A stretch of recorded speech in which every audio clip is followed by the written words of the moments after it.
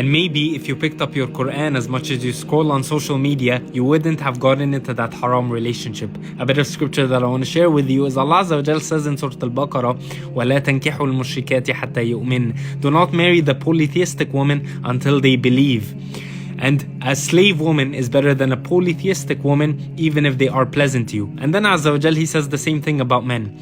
And if you're wondering why to that extent, Allah Azza wa Jal says in that same verse, أُولَٰئِكَ يَدْعُونَكَ إِلَى النَّارِ. They call you to the fire. And Allah calls you to Jannah and forgiveness. And if you think about these verses, this can extend to Muslims too.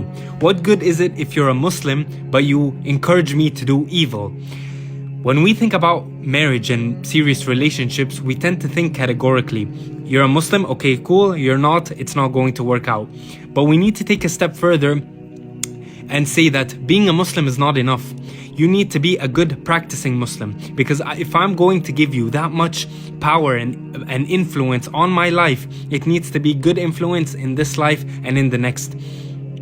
You can be pleasant to my eyes. That doesn't mean you're pleasant to my soul. Just because you give me attention does not mean that you don't feed the evil thoughts that I get. And every time the enemy wants you to go for that person that brings you down, and every time you entertain that person, you're taking away from the blessings that you could have with somebody that is actually meant for you. Your energy and your time are so precious. You're really going to give it to someone that completely makes you lose your purpose?